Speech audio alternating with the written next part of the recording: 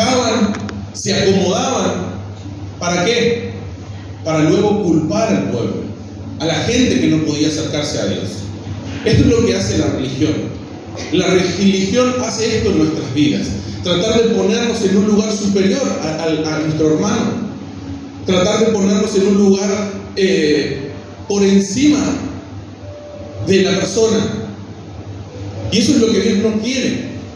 Porque nadie es más que el otro.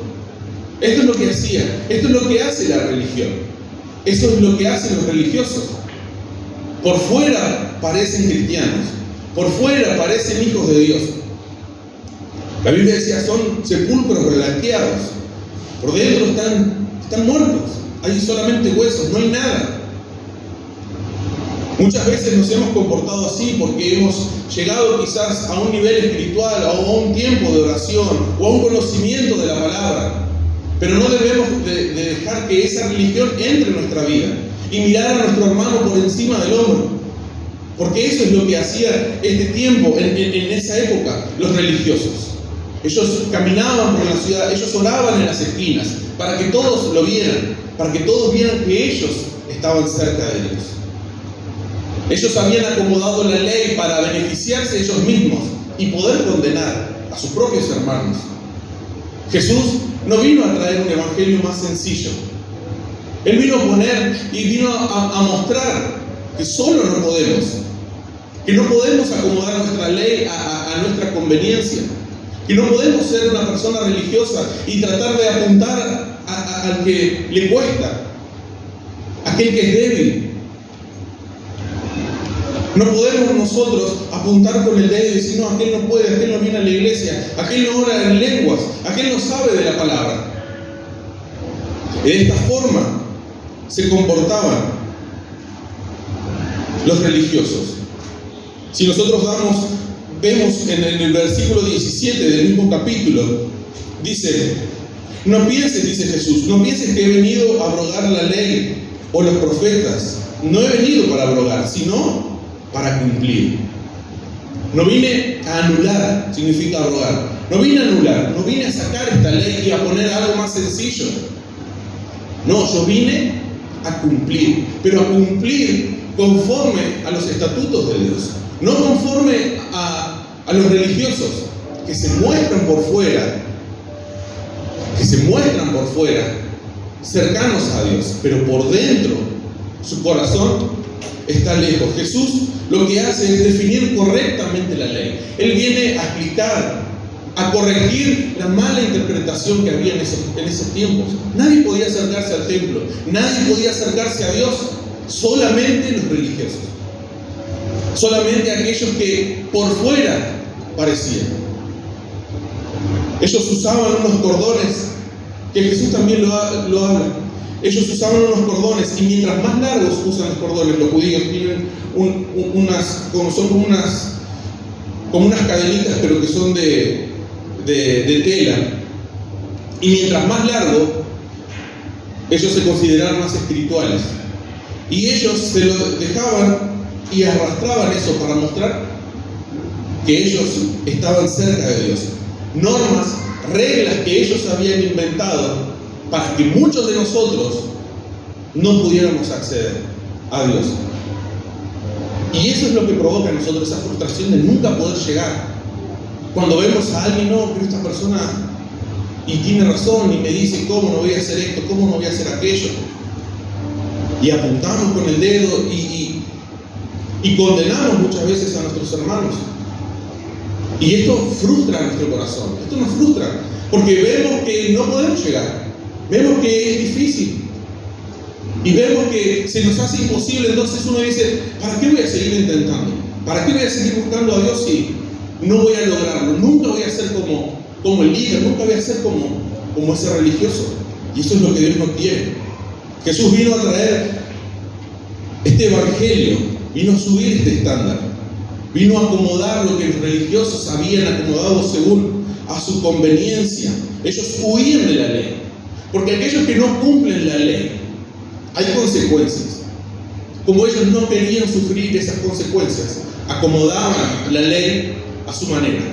Juan el Bautista les decía en Mateo 3, generación de víboras, ¿quién os enseñó a huir de la ira venidera? ¿Quién les enseñó? ¿Qué es el Evangelio? ¿Quién les enseñó a huir? Ellos creían que podían huir. Con trampas, con artimañas, trataban de hacerse ver por encima del otro. Eso es lo que hace la religión. Nos muestra superiores. Versículo 2. Y abriendo su boca les enseñaba, diciendo, la base del ministerio de Jesús, la base de nuestro tiempo con Dios es la enseñanza. Por eso como iglesia, yo mientras estoy escuchando los anuncios y tenemos células y a veces se nos hace una mezcla de tantas actividades, pero la base es la enseñanza, y esa es la enseñanza que Jesús nos entregó. ¿Por qué? Porque eso, la enseñanza, el aprendizaje, el aprender de la palabra de Dios, eso es lo que nos va liberando a nosotros. Vamos aprendiendo cómo es Dios con nosotros, cómo actúa Dios con nosotros, cómo actúa Dios en nuestro corazón.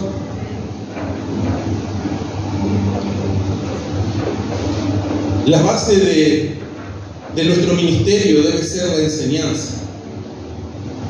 Tiene que ocupar en primer lugar la lectura de la palabra, el estudiar, el venir al discipulado, a las células, dejarnos ser ministrados, que Dios nos pueda ministrar, Dios ministre en nuestro corazón. Esa debe ser nuestra base como hijos de Dios, la enseñanza, el aprendizaje, el leer su palabra. Tomarnos ese tiempo, así como Jesús se tomó ese tiempo para enseñar, nosotros también debemos de tomarnos ese tiempo para enseñar a aquel que le cuesta, ayudar a aquella persona que está en un momento de debilidad. En Mateo 7:28, cuando él termina este sermón, dice, y cuando terminó Jesús estas palabras, la gente se admiraba de su doctrina porque les enseñaba como quien tiene autoridad y no como los escribas. Nos presentaba un evangelio más cercano. Nos presentaba que es difícil si lo hacemos con nuestras propias fuerzas. Solamente recibían de los escribas, de los fariseos, de los religiosos, acusaciones. Y muchas veces se ocupa este lugar, el púlpito, la plataforma, para tirar palos a la gente. Muchas veces se ocupa este lugar para eso. Y no debe ser así.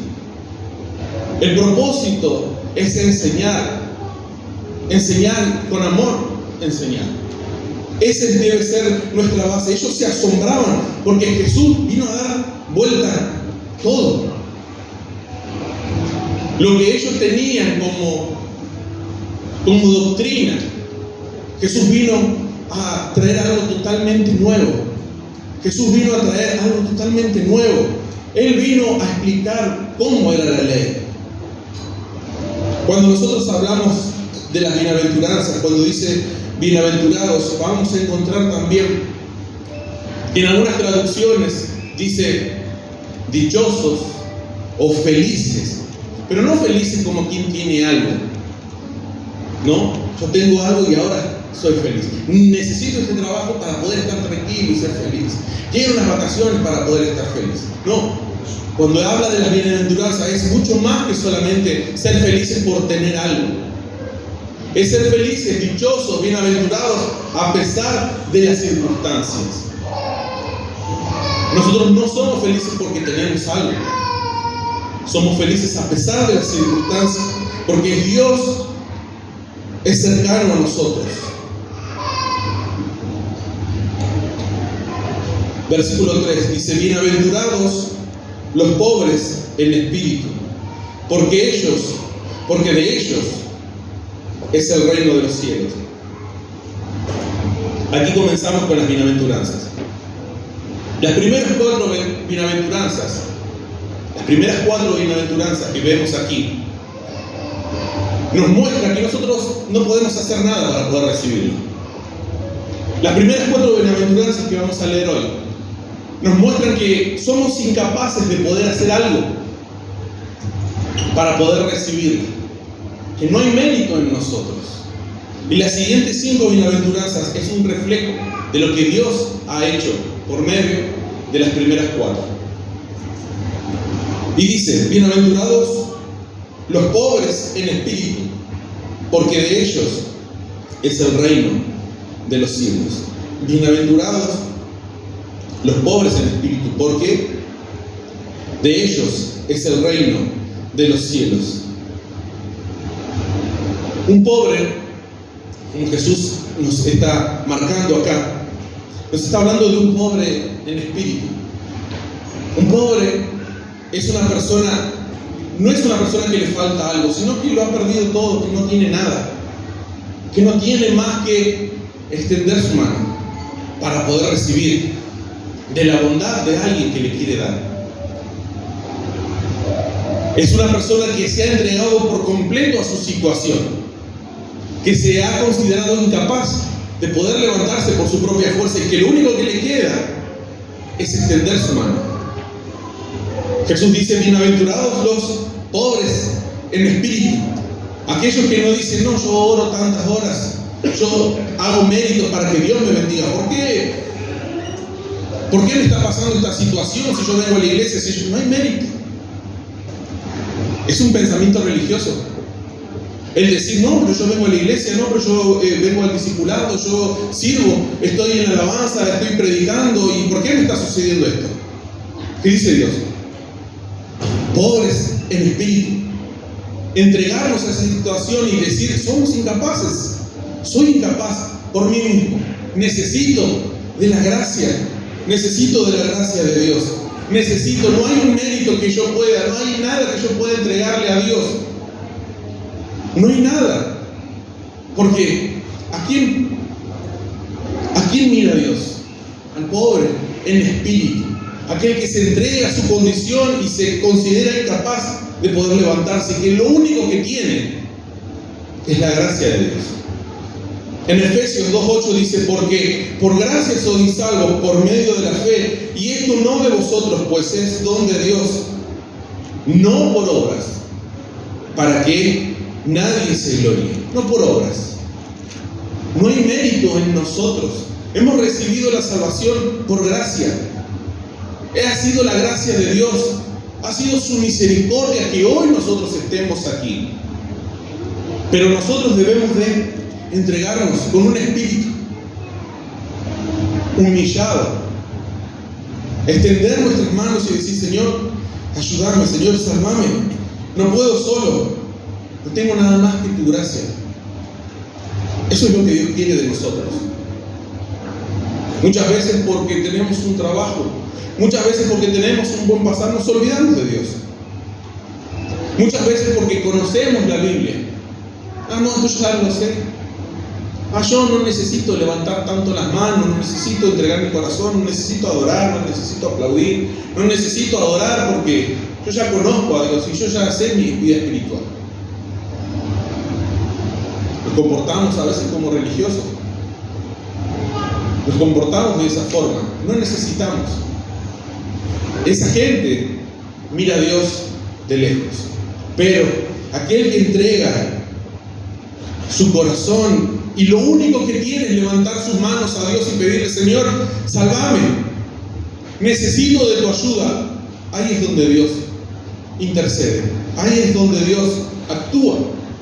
En Isaías 66:2 dice: mi mano hizo todas estas cosas, dice Dios, y así todas estas cosas fueron, dice Jehová. Pero miraré a aquel que es pobre y humilde de espíritu y que tiembla a mi palabra.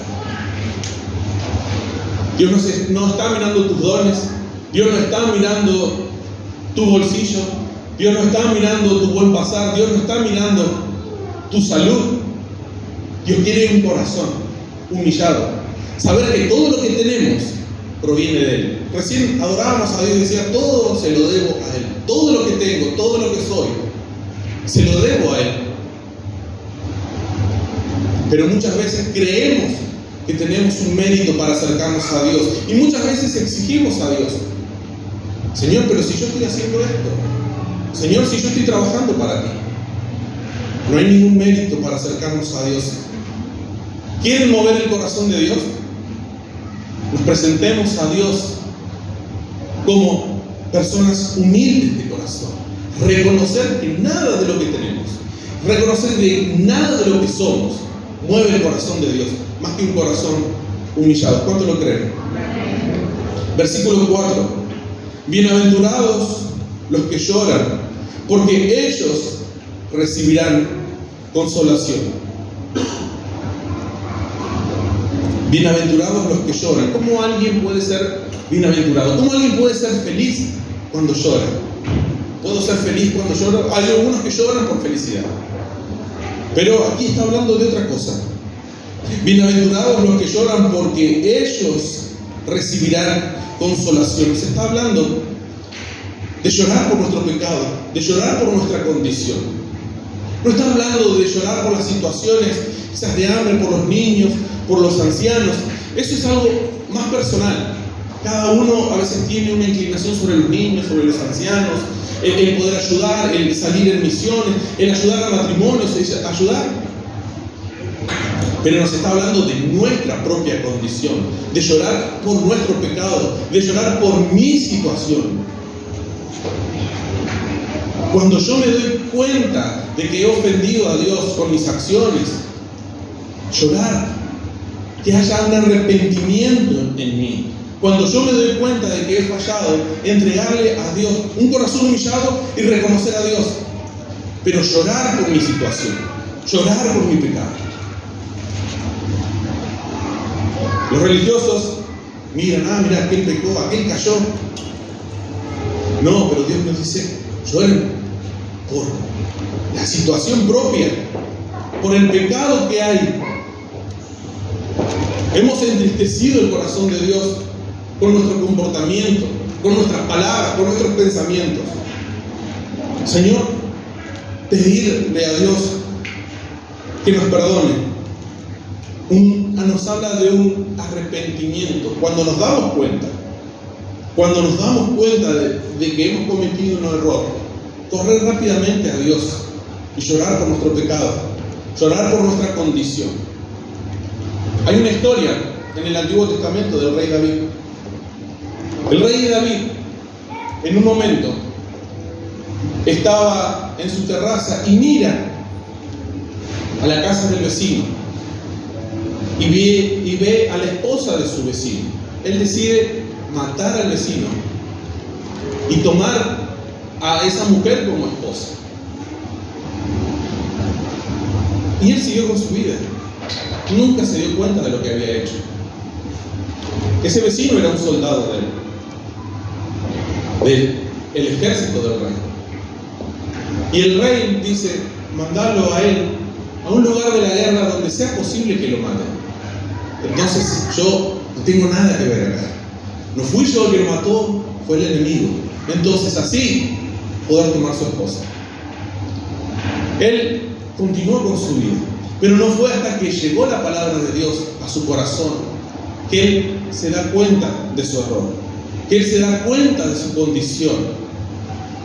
Y en Salmo 51 podemos ver este salmo que él dedica a Dios por esta situación y cómo la misericordia de Dios llegó a su vida y le hizo entrar en razón. Y él dice en Salmo 51, 17, los sacrificios de Dios son el espíritu quebrantado, al corazón contrito y humillado no despreciarás tú, oh Dios. Él entendió que había hecho algo mal. Él entendió que había ofendido a Dios. Él dice que comenzó a llorar por el pecado. Y él dice, no haya más homicidios en mi vida. Si leen el capítulo completo, lean el capítulo de 51 luego en su casa. Y podemos ver a alguien totalmente arrepentido. Segunda de Corintios 7:9 dice, ahora me gozo, no porque hayáis sido contristados, sino porque fuisteis contristados para arrepentimiento. No es llorar por llorar, es arrepentimiento realmente. Un arrepentimiento de corazón. Porque habéis sido contristados según Dios, para que ninguna pérdida padecéis por nuestra parte, porque la tristeza, que es según Dios, produce arrepentimiento para salvación. Nos entregamos a Dios incapaces, pero reconocemos que no podemos solos. Bienaventurados los que lloran, porque recibirán consolación. Recibirán consolación. Hay muchas veces que hemos vivido situaciones que hemos sabido que hemos lastimado. Hemos lastimado a nuestra esposa, a nuestros hijos. Nos hemos comportado mal.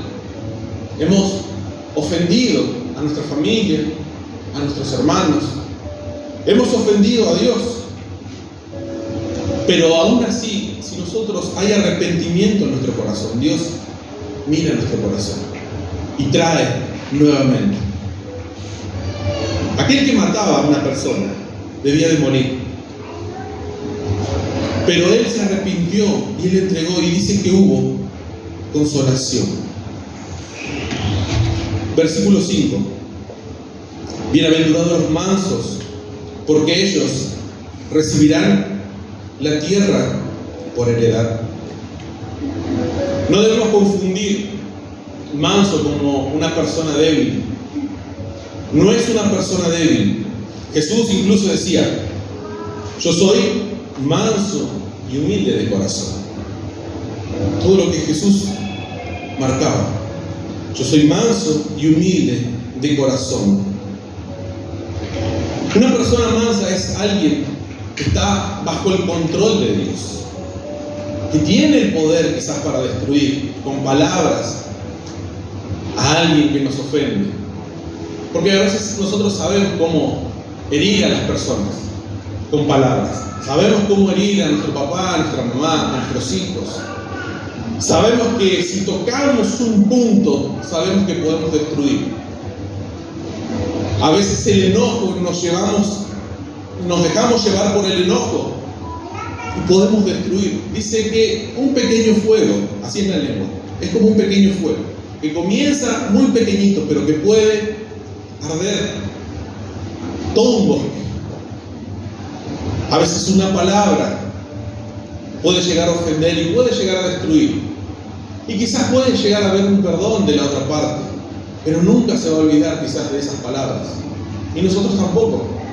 La culpa nos va a seguir. Debemos de llorar por eso. Una persona mansa es alguien que tiene todo el poder de poder destruir, pero Dios lo tiene en control. Hay dominio propio. Hoy está en mis manos el poder destruir a una persona. Y eso es lo que hacían los religiosos. No les daban esperanza a la gente. Eso es lo que hace hoy la religión. Eso es lo que hacen hoy los religiosos. No nos dejan acercar a Dios. Nos muestran nuestra situación, nos muestran nuestro corazón, nos recuerdan nuestra vida pasada, nos recuerdan nuestras palabras, nuestras actitudes, nos recuerdan: pero si vos eras el que te drogabas, vos eras el que tomabas, vos eras el que le pegabas a tu esposa, vos eras el que engañabas a tu marido, ¿qué me venís a hablar ahora?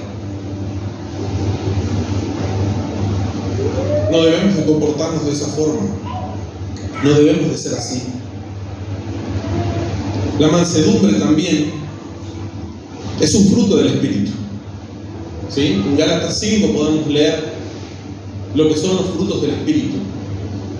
Y la mansedumbre viene cuando el Espíritu Santo está en nosotros. La mansedumbre, Dios toma el control de nuestra vida, de nuestras palabras, de nuestros pensamientos, de nuestras actitudes, de nuestro enojo. Quizás a veces bien fundamentado el enojo, pero que ese enojo no se provoque en una ira. Podemos ver personas como se arrepienten por un ataque de ira, se arrepienten de las cosas que hicieron, de un ataque de ira, y después uno dice: pero ¿por qué dije estas cosas? ¿Por qué hice esto? No debía hacer esto. A veces vamos a nuestros hijos y le decimos: perdón, no quise decir esto, perdóname, no quise hacerte esto. Dios quiere que nosotros seamos mansos. Y dice, bienaventurados los mansos, porque ellos recibirán la tierra por heredad. La heredad no es algo que se gana, es algo que se recibe. Se recibe cuando el dueño de esa heredad muere. Ahí podemos nosotros recibir. Y Jesús murió por nosotros, para darnos la heredad, la salvación, acercarnos a Dios. Esa es nuestra heredad. Pero no solamente Él murió, sino que resucitó el tercer día. Bienaventurados los mansos, aquellos que están bajo el control de Dios, aquellos que no dan riendas sueltas a la carne. Bienaventurados los mansos, porque ellos heredarán la tierra. Versículo 6. Bienaventurados los que tienen hambre y sed de justicia, porque ellos serán saciados. Fíjense que estos 4 bienaventuranzas, las primeras 4 bienaventuranzas, nosotros no hacemos nada para poder recibir. No hay mérito en nosotros. No hicimos nada para poder recibir. Simplemente fue su gracia. Y a medida que nosotros vamos conociendo del amor de Dios, queremos más, queremos más, queremos más de Dios. Y entregamos nuestra vida y entregamos nuestro tiempo aún más. ¿Por qué? Porque queremos más, queremos que Dios nos siga supliendo. Bienaventurados aquellos que tienen hambre y sed de justicia.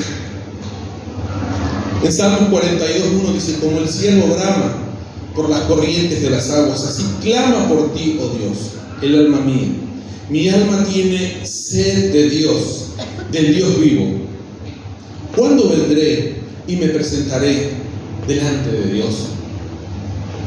Esta es una persona que clama por, ¿cuándo voy a volver nuevamente a la casa de Dios? ¿Cuándo Dios me va a volver a visitar? ¿Cuándo quiero ir? Necesito más, quiero aprender, quiero otra vez sentir esto, quiero nuevamente sentir. Aquellos, dicen, que tienen hambre y sed de justicia, dice la Biblia, serán saciados. Seremos saciados. Dios nos pone en estos 4 bienaventuranzas. Las próximas bienaventuranzas nos hablan acerca de un reflejo de lo que recibimos con estas primeras 4. Pero esto lo vamos a dejar en otra ocasión. Estas primeras 4 bienaventuranzas son los pasos para yo acercarme a Dios, para que yo me pueda acercar a Dios. Primero, no hay mérito en nosotros, no hay tiempo de oración, no hay tiempo en la iglesia. Yo vengo hace años, yo oro tanto, yo hago esto, yo hago aquello. No hay ningún mérito de nosotros. No hay nada que nosotros podamos hacer para mover el corazón de Dios. Más que, segundo punto, entregar nuestro corazón, humillarnos a Dios, entregar nuestra vida, extender nuestras manos y reconocernos incapaces delante de Dios. Sin mí, dice Dios, nada podemos hacer. Si nosotros reconocemos esto, si nosotros reconocemos esta palabra, estos son los pasos para acercarme a Dios. No hay un mérito en nosotros para acercarme. No tengo nada que ofrecer. Todo lo que tengo se lo debo a Él. Con un corazón humilde me presento. Dios quiere un corazón humillado para provocar ese arrepentimiento. Permitir que Dios tome el control de mi vida. Quiero acercarme a Dios. En ese tiempo la gente quería acercarse a Dios, tenía hambre y sed de justicia, quería acercarse, pero la religión les había puesto una barrera. Jesús vino a dar vuelta a todo y dijo, esto no es así. Debemos de presentarnos, no hay méritos en nosotros, debemos de entregarnos con un corazón humillado, debemos nosotros permitir que Dios tome el control de nuestra vida. Y cuando lleguemos a ese punto, nosotros vamos a querer más y más y más de Dios. Yo los invito a ponerse de pie.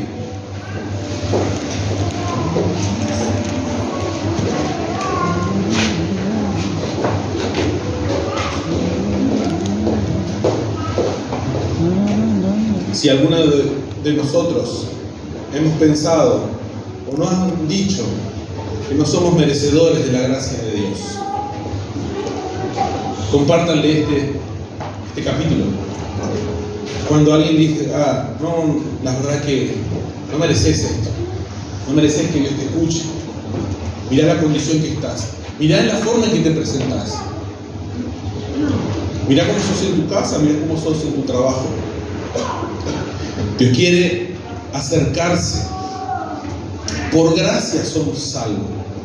No es por nada de nosotros, por gracia.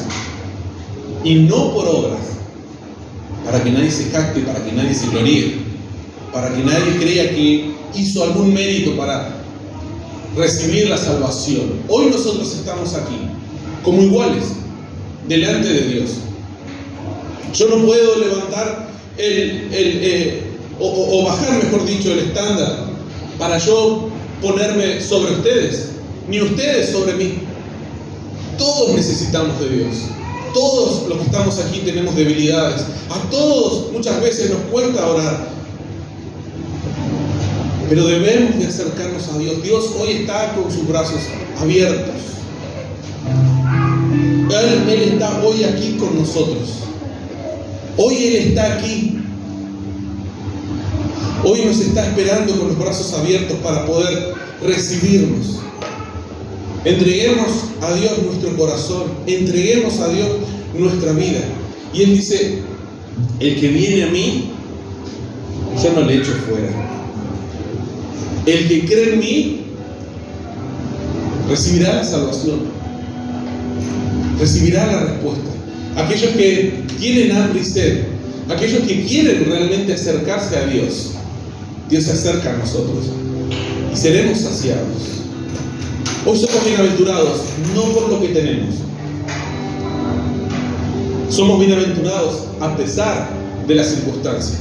Somos bienaventurados, felices, porque Dios no nos abandona, porque Dios está aquí con nosotros. Hoy Dios quiere contestar las peticiones, Dios quiere contestar cada oración. Todos los que estamos aquí tenemos peticiones. Y saquémonos una frase que yo la he escuchado mucho en esta iglesia. Necesito que ore usted, pastor, que usted está más cerca de Dios. No, Dios está cerca de todos nosotros.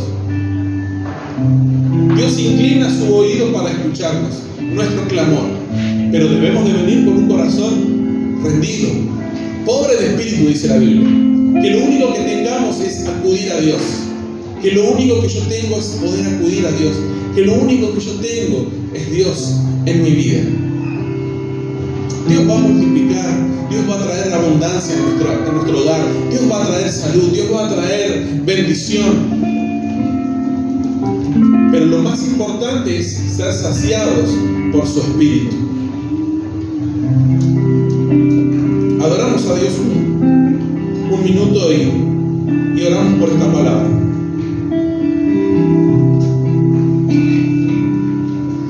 Está cayendo.